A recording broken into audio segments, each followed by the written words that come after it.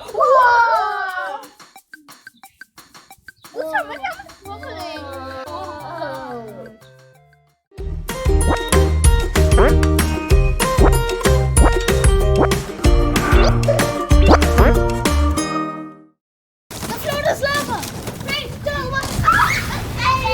صدق ايه لافا؟ لافا يعني الحمم البركانية اللي بتطلع من البركان.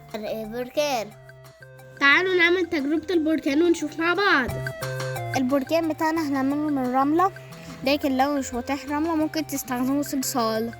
هنا احنا بنظبط جبل البركان، وبعدين بنعمل حفرة اللي هتكون عبارة عن الأنبوبة بيطلع منها البركان. هنحط جواها ازازة مية، نكون شايلين الجزء اللي فوق منها، وبعدين هنحط جوه خل والوان طعام لون احمر، وبعدين اخر حاجة نحط كربونات الصودا.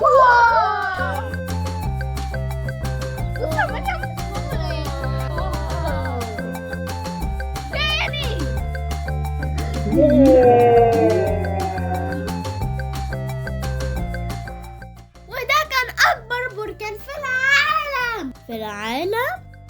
الحقيقة ده مش أكبر بركان في العالم. أكبر بركان في العالم موجود في جزيرة هاواي في أمريكا، اسمه موانا. لا يا هنا، مش موانا، موانا دي. البركان بيحصل ليه؟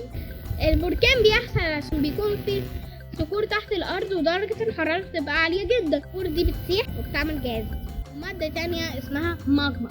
الماجما دي بتعمل ايه؟